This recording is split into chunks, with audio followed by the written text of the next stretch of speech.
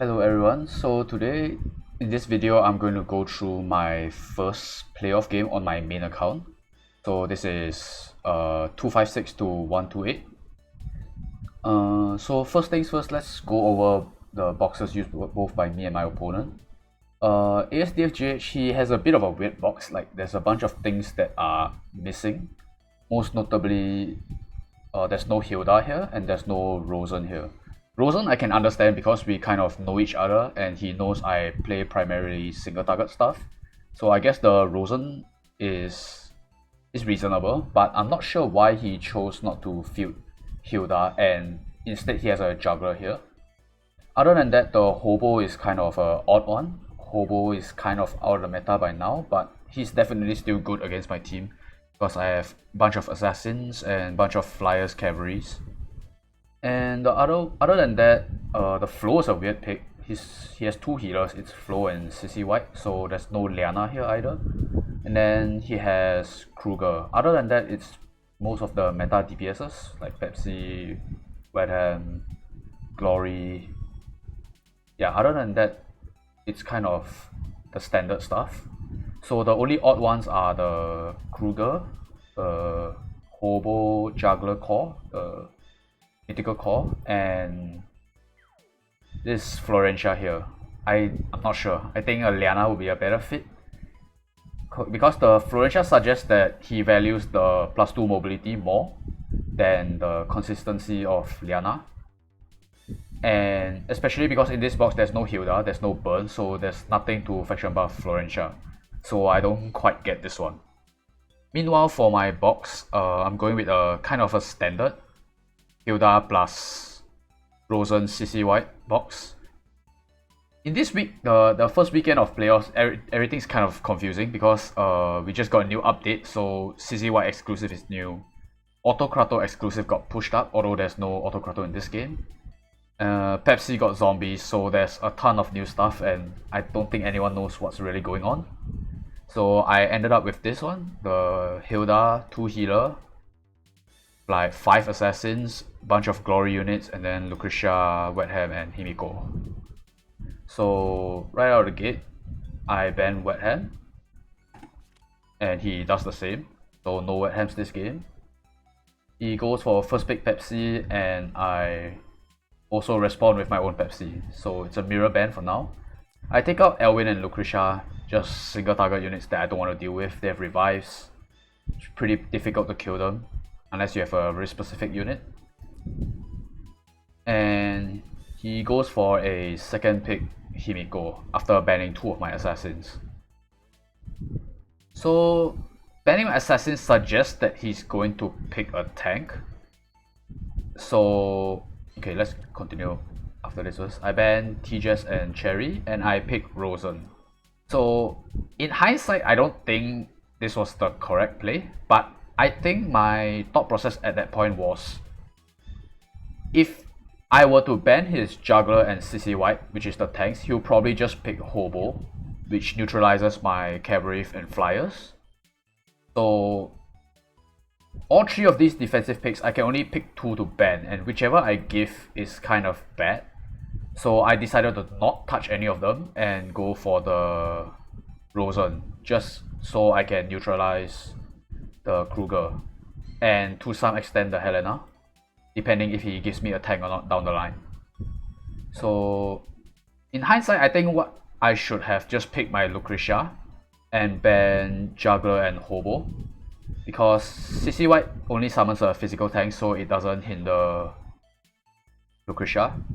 And I think with what AoE options I have here is like Ares, Himiko, and maybe Helena, I can actually still deal with the Himiko quite well, as long as I spread out and don't let everyone eat the 3C together. I think that would be the better option, but instead we end up having this now. I lose my 2 mages and he picks up Juggler. So at this point, Pepsi usually just chills at the back, so it's quite hard to snipe. Himiko has basically 2 lives because I'm playing a single target box, and it's behind the tank, so that's kind of hard to deal with. And I decided to go with an Elwin. I banned the Hobo because I don't want this juggler to be immortal. I'm already running out of ways to kill the juggler. And Ares because on this map, Ares is more scary than Helena, I think, because Helena has to deal with the terrains and stuff on the side. So I banned Ares because it arguably has more mobility, more flexibility in terms of where he can go. And I lose my tanks, and he does go for the Helena, which is very reasonable. So at this point, I feel like I'm quite disadvantaged in the draft. I'm kind of forced to go for a Ares juggler killing combo with Elwyn. And I ban out CC White so there's no option of a secondary tank, and Werner, which is the last relevant DPS here, I think, because I'm not really worried about Kruger with a Rosen. Although 2 debuffers are still kind of scary, and I don't really care about flow. So he bans Helena and Himiko. I guess he's a bit scared of mobility down, and I don't know, Helena maybe because it's glory and he doesn't want to get punished if he stays out of tank. And I get my Sigma here, which is way better than Zeridas. Zeridas kind of useless against his team. So just from looking at the draft, actually I'm slightly disadvantaged, but it's not too bad. So basically my win condition here is I need to trade for the Helena, and I need to kill the Epsilon, and actually also the juggler. I need to kill these 3 units, while I need to have either Epsilon remaining or Rosensail plus 1 DPS. So yeah, either only this guy or this guy plus any other 1 DPS. And I need to kill all these three units. Because Rosen kind of just neutralizes Himiko, and Florencia is kind of whatever. Whereas if I can kill these 3 and I have Epsilon alive, these 2 units cannot kill Epsilon no matter what. So right out of the gate, he sidesteps and Tritons, just setting up usual stuff. Okay, I forgot to go over the skills, but most of it is pretty standard. Juggler brought Bishop, Helena standard, Epsilon brought Accelerated 8. Florencia goes for a no single heal with Reading strategy. Himiko goes for push instead of seal or Shadow Raid. Doesn't really matter, I have a Rosen. Whereas mine, Sigma is standard, Elwyn is standard, Ares is single target, Epsilon has Accelerated 8 as well, and I give it to Ares to exert a bit more pressure on turn 1. Himiko just sets up, I set up my Sigma as well. So as I mentioned earlier, the 2 main things I have to kill in terms of his DPS is either Epsilon or Helena. And I figured Helena will be easier for me to reach because Helena will want to pressure me. He wants to get a kill with Helena. Whereas Pepsi is more of just chilling at the back, waiting for things to go down, get his shield before he starts moving up.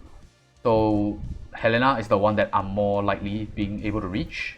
So I mark Ranger's Eye the Helena. So here he makes the first mistake. I'm not sure if he just didn't count or he didn't notice. But leaving the Helena here outside of guard, it actually puts him in range of both my duel, which is 5 blocks, or my Windseer Strike, which is 6 blocks. Just to note, my Sigma is using boots, so he has 5 mobility without breeze after he activates his talent. So yeah, so I just continue. I move my Elwyn out of the way. I don't want him to get sniped by the Helena, which is probably his main target because Helena is the only unit on his team that can deal with Elwyn in a single hit. So that's probably his target, and I just move him out of the way. He moved the Florencia, so there's no Act Again shenanigans this turn. I buff with Rosen, trying to get a Tenio buff on Ares. Didn't get it. And here he doubles down on the Helena by giving her a +1. So look at this. Helena, she goes here, Chivalry, she makes her tiles here. She actually can't really reach much. She can reach my Ares current position and Sigma. She actually can't reach my Elwyn, she can't reach my Epsilon. And if I move I just move my Ares down here, and she actually can't reach my Ares as well. So here I think he realized that he made a mistake. because my Sigma's in range to kill his Helena. So, but he also can't run away on his Helena, because if he runs away with Helena, I just kill his Epsilon with Ares, because 1, 2, 3, 4, I can reach the Epsilon. So because of that, he's kind of forced to move his Helena and get a kill with her right now. And as you can see here, the only thing she can hit is Sigma, which I'm fine with. I wanted to trade my Sigma for Helena anyways.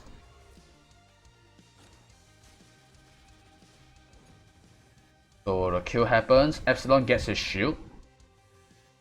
I get my shield as well. Bunch of animations happening.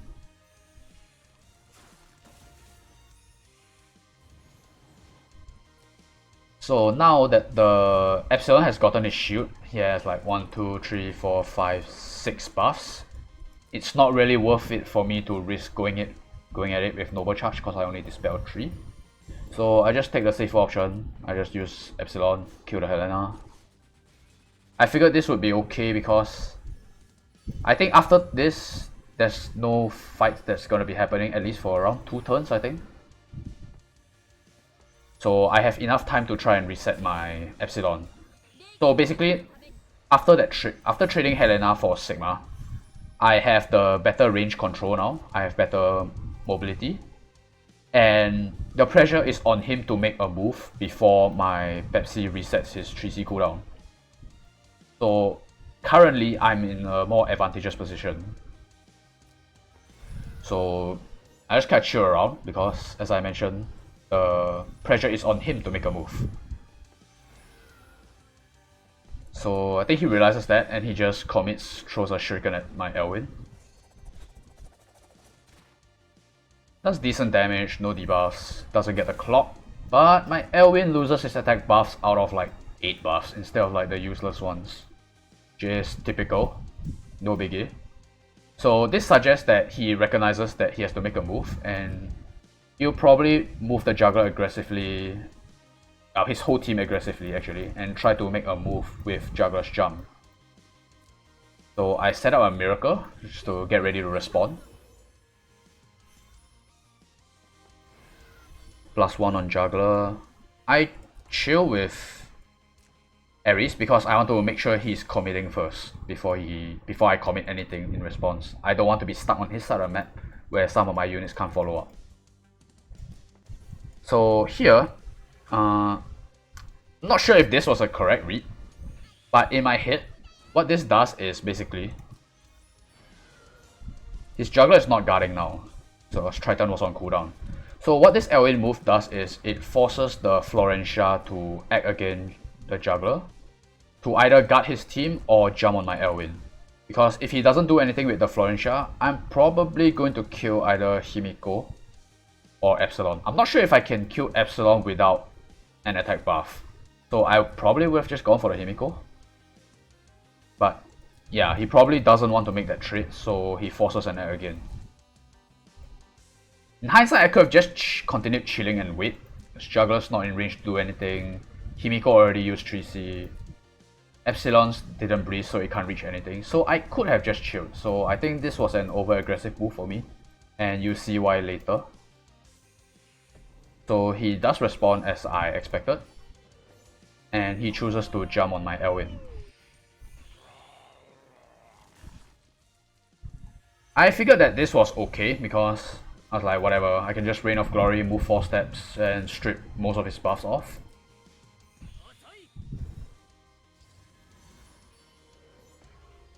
But without attack buff, the damage is really pitiful. I'm on path, I'm not on grassland, so unicorns aren't activated, I have no attack buff. And it did basically jack shit. I didn't get his guard, I didn't get his water. So I just got a bunch of his faction buff stuff. Kind of unlucky, but it's whatever. So what I didn't expect was I didn't foresee that he had this move available to him, which is just run away with Juggler Lamau. So he runs out of my Ares range. My Pepsi's not really in range to do anything. Rosen's really far. Elwyn is stuck here. So here I made the only move available to me, which was giving my Ares a +1.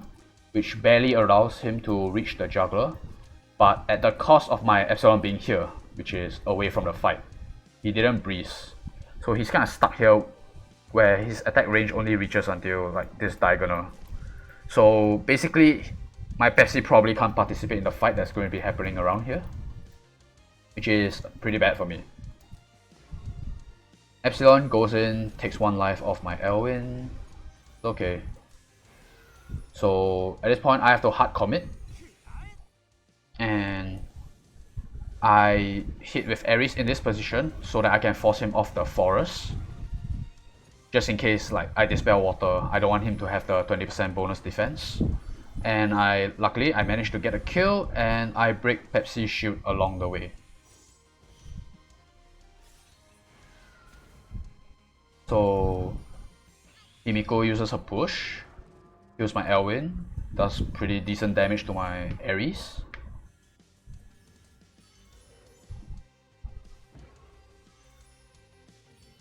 I can't really do anything, I don't have any heals, but the Florentia moved back and used heal, which is the second biggest mistake in this game, I think. Although I think this is actually the bigger mistake compared to the Helena's positioning at the start. So from this position, basically, both of these units should be dead to 1 AoE plus a normal attack from the other unit. So either 3C from Florentia and a normal attack from Himiko to kill Ares, or the push from Himiko and a normal attack from Florentia to kill Ares. I'm pretty sure a Florentia with attack buff, just 1.4k in with 8 Forest Priests, can kill an Ares that's at 43% health. I'm not sure why he didn't kill it. Later we'll explain why this is so damaging for him. So he moves back to heal, and next turn I say ciao brother. I move my Ares back, pretty much heal back to full health, and now he's in a very troublesome spot because I have only one objective now. My Epsilon has to kill his Epsilon because he doesn't have a shield and I have a shield. He still has a push and the AoE from Florentia available to break my shield, but I have turn priority, so all I have to do is I just have to move my Epsilon last. He will only be able to break my shield, and next turn I will be able to kill the Epsilon, as you see. So I move this Epsilon, I just move my Rosen, cast faction buff again. He moves Florentia, rushes, not sure where he's gonna go, he's dead. Move my faction buff, so right now he has only one play, which is he needs to steal my faction buff with his Himiko. I figured I have 1, 2, 3, 4, 5, 6 buffs. It's a 1 out of 6 chance if he crits. Gets the crit. Luckily for me, I don't lose my faction buff. And I also don't lose my attack buff. I lost like my breeze, I think. Yeah, I lost my breeze. So I just go in, kill the Epsilon, and that's GG. These 2 units can't even kill Epsilon, let alone the other 2 units. So why was that mistake so devastating? So let's go back a little bit. Let's say if he just went ahead and killed the Ares with a normal attack. This Ares is not here. I start the turn and I only have 2 units. So you look at this Epsilon here. Epsilon is threatening basically almost every tile. And he has both a push and a 3C available because he clocked the push just now. I'm forced to move my Rosen. Let's just pretend the Ares is not here. All he needs to do is just move his Himiko. And I will need to move my Epsilon in such a way that Florentia cannot break his shield, which is basically this tile right here. Because if the Florentia AoE breaks my shield, Pepsi just gotta walk in and kill me. Because it breezed on this turn and it basically reaches the whole map. So what that means is I'm forced to kind of play this hiding game. And eventually, the only way for me to break out of this deadlock is if my Epsilon breezes and his one doesn't, and I can reach his Epsilon at the start of next turn when the map closes down. I didn't really do the math on it, but I'm pretty sure I have to breeze and he has to not breeze in order for me to get the kill on Epsilon without breaking my shield. So all of this happened because my Ares was alive, which means that I can delay moving my Epsilon for one more move, which forces him into this checkmate position. It's not really checkmate because he can still steal my faction buff, but yeah, basically he didn't get it and he loses on the spot. He can't deal with Pepsi anymore. So that's GG on the first game. Ended up being closer than I wanted to be because I'm not really sure of the meta right now. The drafts are kind of just blind. And I kind of just won off my opponent's mistake rather than my own good plays, I think. But a win is a win. And that's going to be the end of this video. Thank you for watching and see you in the next one.